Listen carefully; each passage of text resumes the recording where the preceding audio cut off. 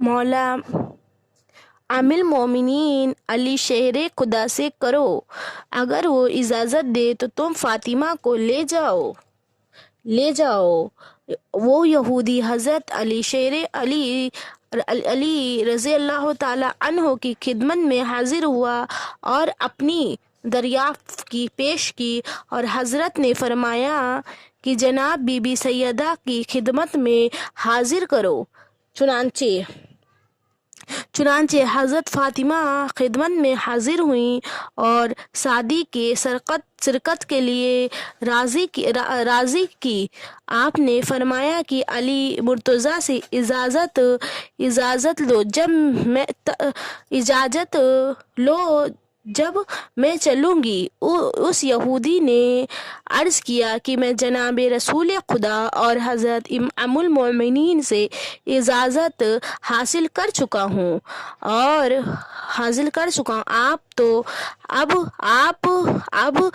आप खुद ही इस अमीर में अगर आपने सवारी लेकर आए तो उससे कहा।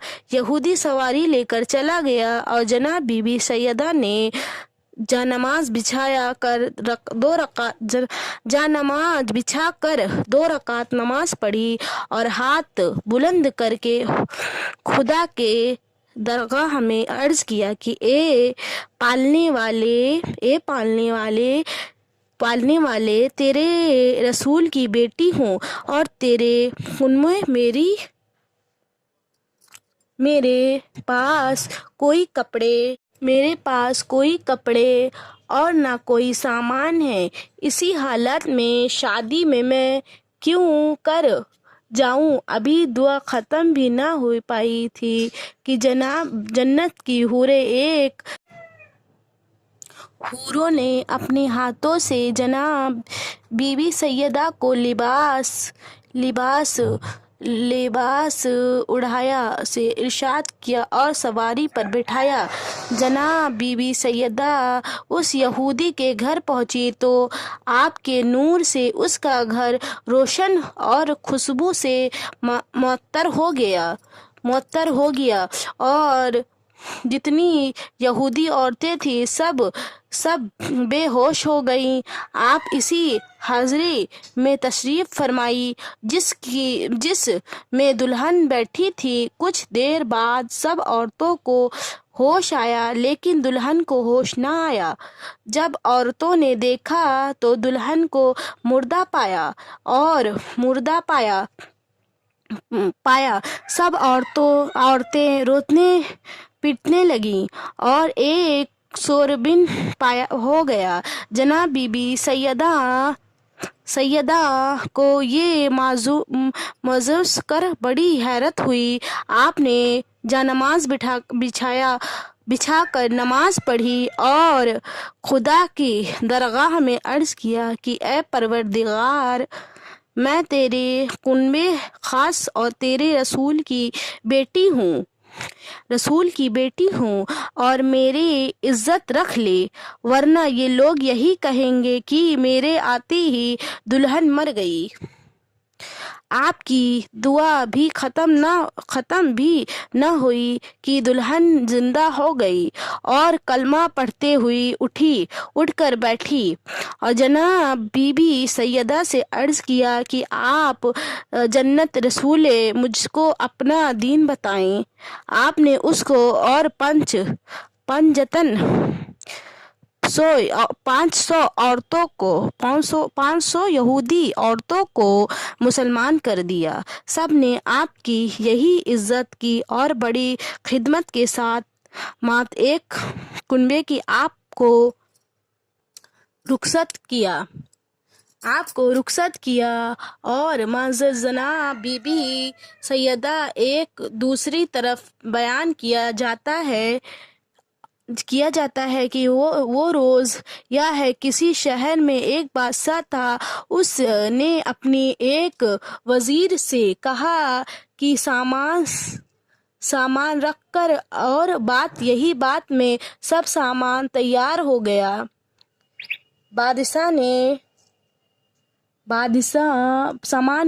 बादशाह और وزیر دونوں کی لڑکیوں نے بھی ساتھ چلنے کی دریافت کی۔ بادشاہ نے منظور کر لیا، چنانچہ یہ لڑکی بھی ہمراہ ہو گئی۔ چلتے چلتے ایک جنگل میں گھر ہوا، سب نے وہیں پر قیام کیا اور ناشتہ کرنے میں مصروف ہو گئے۔ ایک آندھی آئی اور ایک کو دوسرے کی خبر نہ رہی۔ بادشاہ اور وزیر لشکر سے غائب ہو گئے اور لکڑہارے کو یوں ایک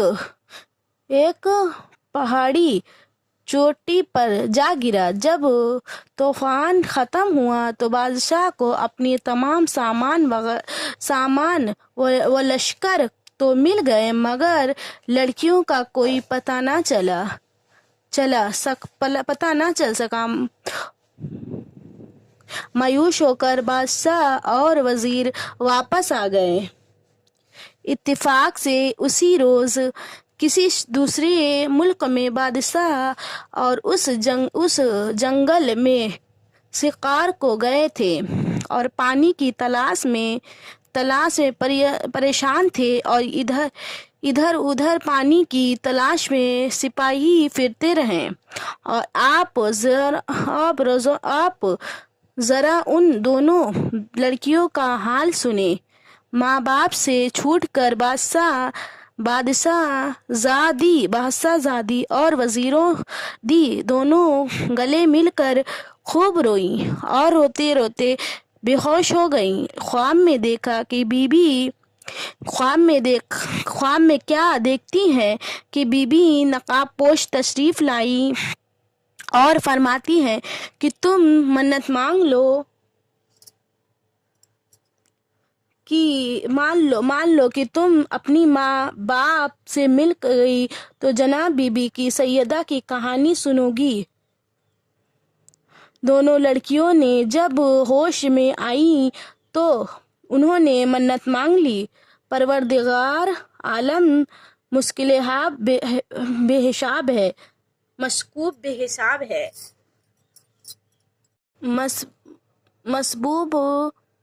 مسبوب اسباب ہے، عالم مسبوب اسباب ہے۔ اور وہ سپاہی جو پانی کی تلاش میں گیا تھا، جب پہاڑی پر گیا تو کیا دیکھتا ہے کہ دو لڑکی بیٹھی رو رہی ہیں۔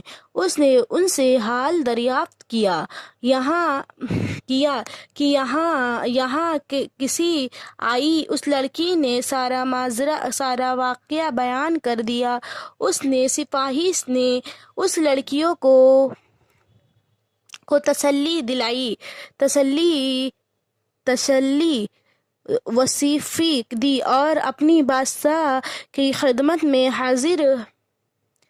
حاضر ہو کر اس لڑکیوں کا واقعہ بیان کیا۔ بادشاہ نے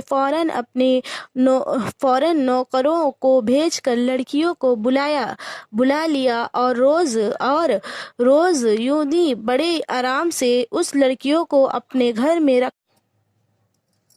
چند روز بعد جب ان لڑکیوں کے ماں باپ کو خبر ہوئی کہ فلاں بادشاہ کے وہاں یہ دونوں لڑکیاں زندہ سلامت موجود ہیں، تو اپنے بڑی خوشی سے انہوں نے اپنے بادشاہ کو شکر اور کا خط لکھا اور خط بھیجنے کو خود ہوش آئی۔ اور جب بادشاہ نے خط کا جواب دیا اور لکھ کر اگر آپ مناسب سمجھے تو ان لڑکیوں کی شادی میرے لڑکوں کے ساتھ کرا دے، تو ان لوگوں نے منظور کر لیا اور روز دونوں بڑے بادشاہ کے یہاں رخصت ہو کر اپنے ماں باپ سے ملی اور سب نے خدا کا شکر ادا کیا، مگر لڑکیوں جناب بی بی سیدہ کی کہانی سننا بھول گئیں۔ کچھ دنوں بعد دونوں طرف سے شادیوں کے انتظام ہونے لگے اور تیاریاں مصروف۔ دونوں کا عقد نکاح ہو گیا اور دونوں بڑی ہی دھوم دھام سے رخصت ہوئیں اور اپنے बेखौफ हो गई। اتفاق سے جوہو میں ایک لوٹا تھا جو پانی سے بھرا ہوا اور وہاں پر بیٹھا گیا، اور ایک سپاہی کے حکم ہوا کہ فوراً جا کر لوٹا کو سپاہی جب وہاں پہنچا تو کیا دیکھتا ہے کہ نہ وہ محل ہے اور نہ سخت تخت ہے، نہ بادشاہ ہے، نہ کچھ ہے، سامان صرف ایک میدان ہے اور وہاں لوٹا رکھا ہوا ہے۔ سپاہی حیرت میں تھے کہ یہاں کیا ماجرا ہے۔ بہرحال سپاہی نے وہ لوٹا اٹھانے کے لیے بڑھا تو اٹھانے کے لیے ہاتھ بڑھایا تو فوراً ہی ایک کالا سانپ بن گیا اور سپاہی کو کاٹنے چاہا، اور وہ خود بھاگ کر اپنے بادشاہ کے پاس آیا اور سارا واقعہ اس نے بیان کیا۔ تم واقعہ سن کر بادشاہ کو غصہ آیا اور اس نے لڑکیوں کو بلا کر کہا، تم لوگ جادوگر ہو، بتاؤ